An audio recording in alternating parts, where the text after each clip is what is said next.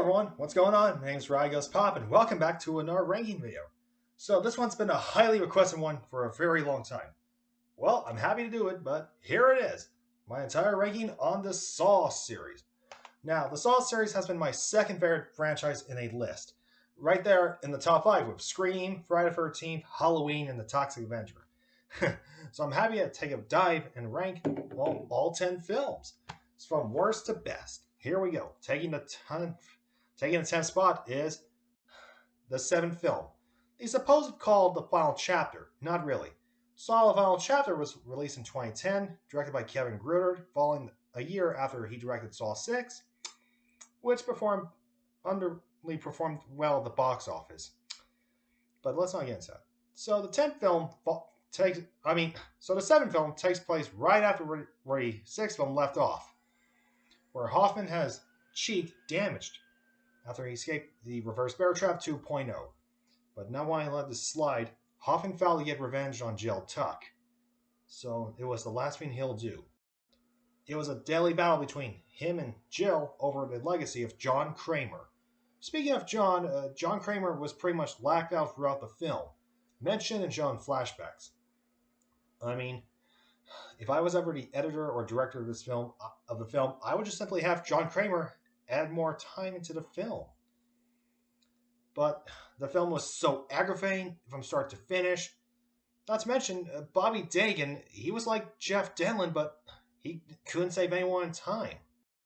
What a sad, sad way to go.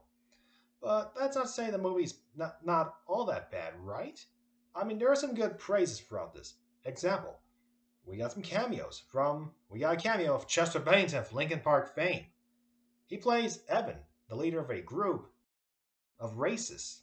However, originally Evan was supposed to be given more time, but due to Chester Bennington playing him in the cameo, there was not enough time for that scene to be complete, so it was likely that Chester Bennington was on a very tight schedule back then, so yeah, that explains why.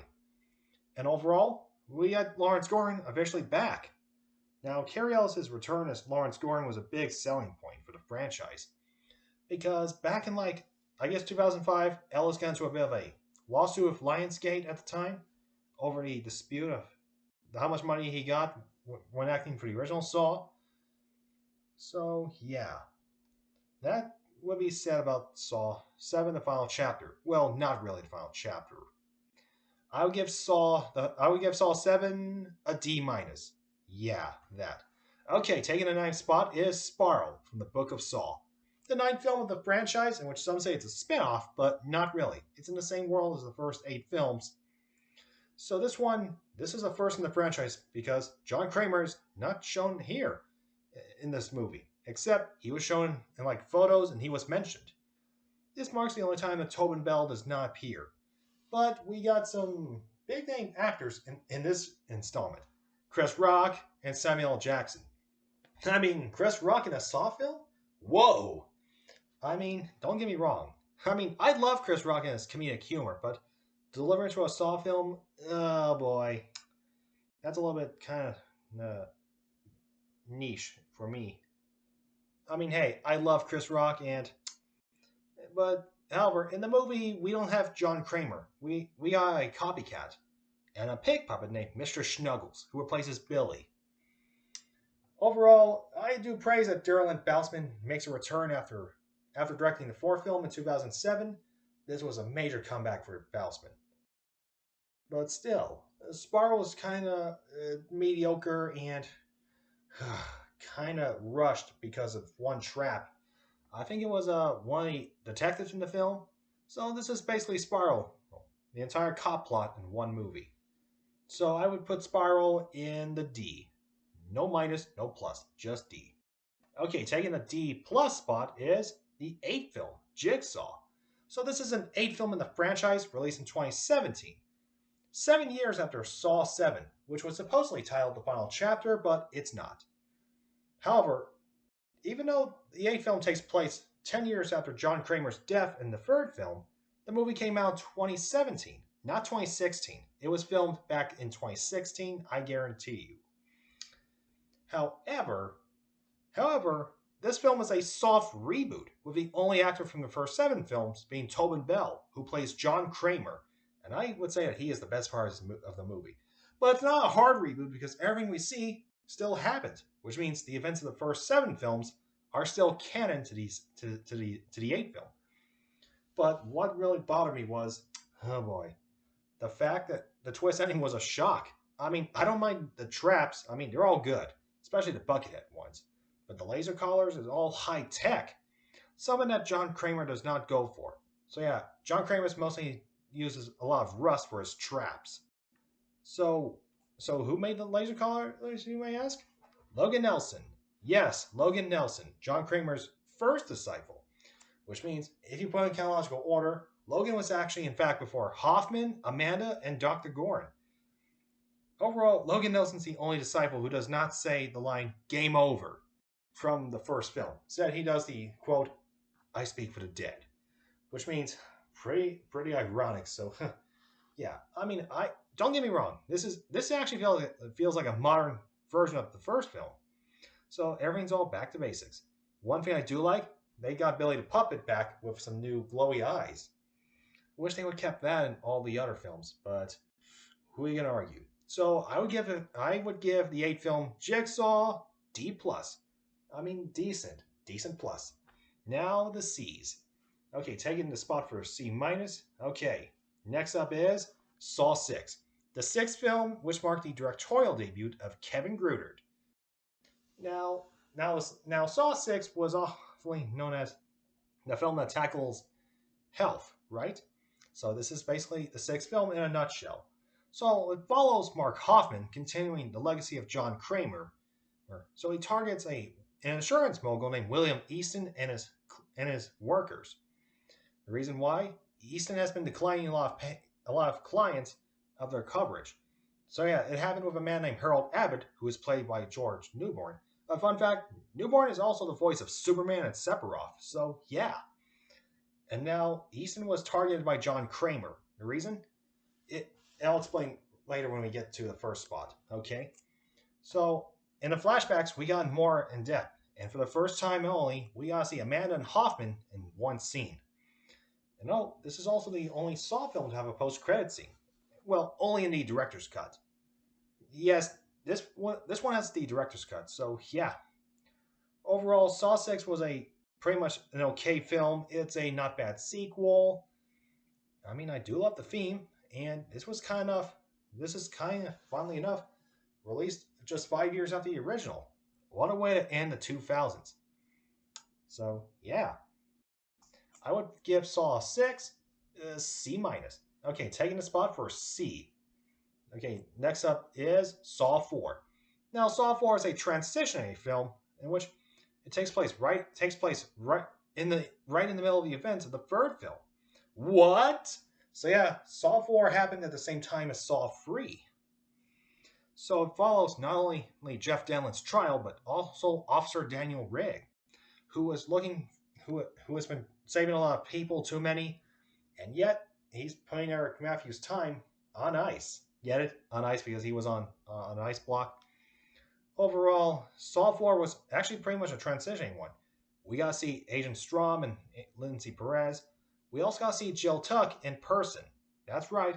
In the third film, she was shown in a dream sequence by John Kramer during the brain operation, but now she fully appears in the flesh. Now, we got a bit more backstories within John Kramer, finding out on how he became a killer. It all started when he lost his son, Gideon, and, the cancer diagnosis and the car crash. Bam, this is how John Kramer became that person today. He evenly targeted his son's killer, Cecil. Now, there's a lot of production in this. So Saw 4 marked the first time it was run by Patrick Melton and Marcus Dunstan. Speaking of that, Dunstan and Melton actually want the fourth film to be a prequel spin-off titled The Midnight Man, serving as a origin story of John Kramer, but it never happened. However, it did get reworked in 2009 under the title The Collector, which made me think, are Saw and The Collector in the same universe? I may never know. Overall, Saw 4 pretty much ended with Hoffman's reveal as another disciple of John Kramer, and yeah, this pretty much wrapped up the events of both movies 3 and 4 together. I would give Saw 4 C. Okay, next up is the B's. So yeah, taking the spot for B minus, actually, B minus is Saw 5. Now, this is not to say that Saw 5 is bad, but we gotta see Hoffman taking solo on this one. So yeah, Hoffman goes solo throughout as a disciple of John Kramer. We even got more of a backstory on him, on how he was a disciple of John Kramer. He was never fully tested. Said he was blackmailed. Reason? He mimicked John's work by taking up by putting his sister's killer, Seth Baxter, into a trap which is deemed unwinnable and rigged. It's not a win situation. It was an execution of Seth Baxter. So John gave Hoffman an ultimatum: join him as a disciple, or everything of Hoffman's skill to be released. But that's not to say that. So the next trap follows 5 people. Yes, this is the first time we see a trap with 5 people. This was before the Barn game in 2017. So it follows 5 people involved with a fire. So they follow through a lot. So the theme of it, working together. But no, only 2 survive and 3 firmly and 3 executed. But the movie ends differently. So Strawn became Tap throughout the entire film, and we got more of the nerve gas house is being set up. And finally, the movie ends. No, not with Strawn entering the bathroom. No, no, no. It doesn't work like that. He finds the glass coffin from the 4th film, but instead of John's voice, he hears Hoffman's voice. And yeah, Hoffman gets thrown into the glass coffin, get transported to the next room, and Hoffman sees Strawn get crushed. However, this is also knowing that this is the first Saw film where Hoffman does not say the line, game over. Instead, this would actually be an uncommon trait for movies 8 and 9 and 10. So yeah, I would give Saw 5 a B minus. Okay, moving on. Saw 3.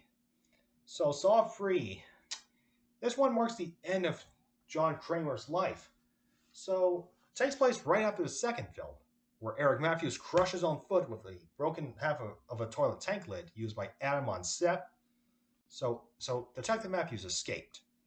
But however, the scene transitions to a trap that takes place in a classroom. So yeah, turns out the classroom trap was unwinnable. It was rigged by Amanda. So yeah. So many thought Carrie was going to be the protagonist of the film, but nope, gone. This is what we call a trope false protagonist. Look no further in both Psycho and Scream. So Carrie was supposed to be the protagonist of the 3rd film, only to be killed off. But who do we give it to? To a drunk, vengeful father named Jeff Denlin, aka Slow MF Jeff. So yeah, sorry for the dead meat reference. But still, Jeff was a bit hesitant and slow. He couldn't get over the fact that his son's dead. However, speaking of that, his wife, Dr. Lynn Denlin, was tested by John Kramer, severely weak and bedridden. So yeah, I guess the cancer really gone so much he can't even walk anymore. So what did John have to do for Lynn? Lynn has to keep John alive while wearing a shotgun collar around her chest, which means if she moves out of range or if John's heart rate monitor flatlines, boom. However, we got more flashbacks. We're showing more, like after the events of the 1st film, like example, Amanda surviving her test and setting up the bathroom game. So yeah, the movie had a lot of endings, and pretty much this is pretty far the most longest endings I ever seen. Well, there's a lot of deleted scenes, and there's also a director's cut of Saw 3, so I might get that one day, but not right now. So yeah, following that, Jeff Denlin was able to not only kill Amanda, but he was able to execute John by, irony enough, a circular saw blade. Very fittingly, considering the name of the franchise. And yeah, pretty much that's the end of the 3rd film, and the last one written by James Wan Lee Winnell. Surprising enough, this would be the last time they would do that. So I would give Saw 3 a B minus. Okay, next up, the A. Okay, taking a spot is Saw 2. So this one takes place after the 1st film, and it was the film directed by Darren Bousman for the first time. Although originally James Wan Lee Winnell were supposed to direct were supposed to make this second film, but they were too busy with Dead Silence, a movie about a different Billy the Puppet. So yeah, the movie follows a detective named Eric Matthews, trying who has finally found John Kramer, but at the same time at the steel plant, there was a NAR game going on through monitors. Yes, the nerve gas house. So yeah, we have Detective Matthews' son Daniel, followed by Amanda, and a bunch of criminals arrested by Eric. So yeah, these include Xavier, an aggressive dealer, Jonas, a gang affiliate person, and his manager Gus Colliard, Asin Corday, and Laura Hunt. And the arsonist Abby Tate. So nearly all of them were pretty much executed throughout their traps. Well, except for Jonas. Jonas pretty much nearly fought. Jonas was brutally had his skull whacked by Xavier. But that's where things got scary. Xavier became the scariest guy. He chased Daniel and Amanda, which led him to the bathroom from the first film, in which we got to see Adam and Seth. So yeah, so after Eric beat up John, John took Eric to the house, and wait for it, twist of fate. Turns out the monitors were never live at the nerve gas house. It was recorded this entire time, which means the nerve gas house happened 1 week before the events at the Wilson Steel plant. But there is one reference we can easily pick. When Eric was driving, he hit John to become a GPS. John immediately dropped the name of the movie, Last House on the Left, the 1972 debut film of Wes Craven. If you want me to review or rank on any Craven films, I'll be happy to do so. So yeah, Amanda was in the bathroom waiting for Eric, trapped him, and leave him in there. And it ends with John, badly bruised and bloodied, smiling in the car. So that's pretty much Saw 2. I would give it an A-. Next up is the original, the one that started it all. The original Saw was pretty much more detective thriller than torture. So this is the one that was the progenitor for heavy torture at the mid-2000s. This will be followed a year later with Eli Roth's Hostel. So yeah, Saw followed 2 men in the bathroom. Photographer Adam and Dr. Lawrence Gordon. They both try to kill each other, but no, they decide to team up. Not something that John Kramer would go for. Well, if he's testing 5 people, that is. However, we got a lot of flashbacks showing a lot of characters like Detective Tapp, Detective Stephen Sane, and a lot of John's victims, including Paul, Mark, Amanda, and Donnie. No, Jeff. Not Jeff Denlin. This is a different Jeff. However, we can always praise that this is the movie that pretty much changed everything, launching an era of heavy torture and gore. The torture films of the mid-2000s. I would say that this is pretty much the original that started it all, and basically the horror genre changed forever. So yeah, you could say that this is basically that. Because at this point, up until the mid-2000s, teen slashers were kind of outdated and overstayed their welcome after Scream. But Saw introduced heavy, intense gore and violence. I would give it an A. Now, taking the number 1 spot is the recent new film. This is the recent installment in the franchise, and this one is not a sequel, but it's an interquel. An interquel means it takes place right between the films. Look no further than Freddy vs. Jason or Jeepers Creepers 3. So Saw X picks up right after the first film. And no, not where John Kramer found Dr. Gordon. That's in the 7th film. So it picks up where John Kramer was told that he has a year to live because of his cancer. So after getting some advice from a cancer patient, or so he thought, from a man named Henry Kessler, who claims that he was cured through a treatment called the Peterson Project. Now, this was actually a callback because, as it turns out, John Kramer was actually going to get covered in the 6th film, only to be turned down. So John got in touch with Cecilia Peterson, the daughter of Dr. Finn Peterson. So around traveling to Norway, he traveled to Mexico, making it the first film in the franchise to be filmed outside the U.S.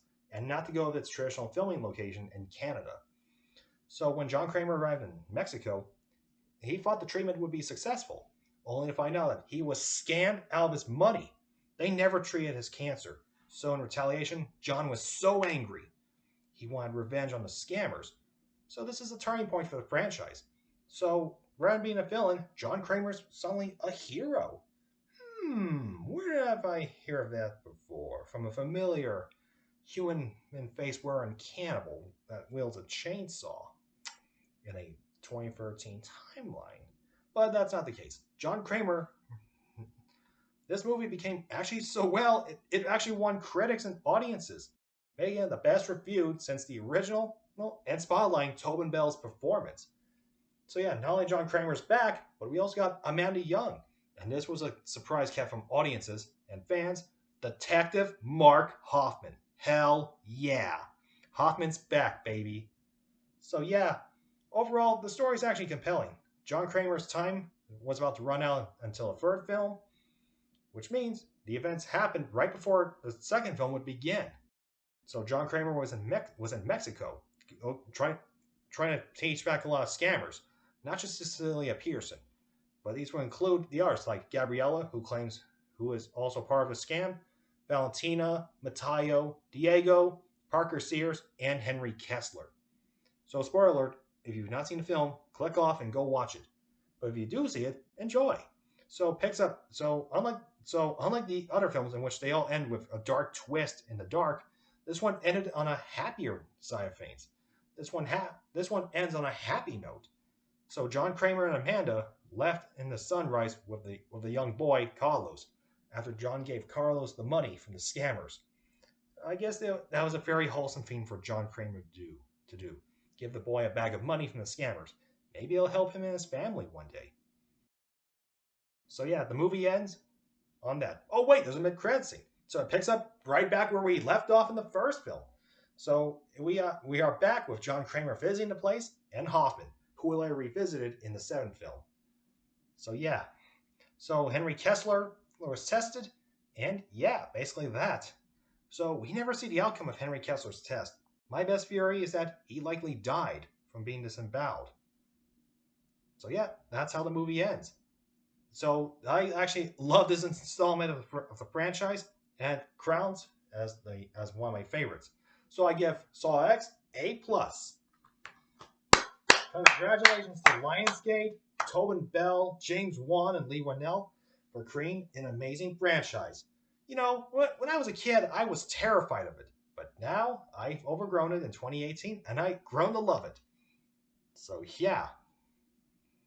So yeah, we can always look forward get ready because next year, on the 20th anniversary of the franchise, an 11th film will be out soon. So am I going to see it? Of course. Will I review it when it's on Blu-ray? Oh, hell yeah. Until then, I'll see you all next time in the next ranking video. Hoping we all survived.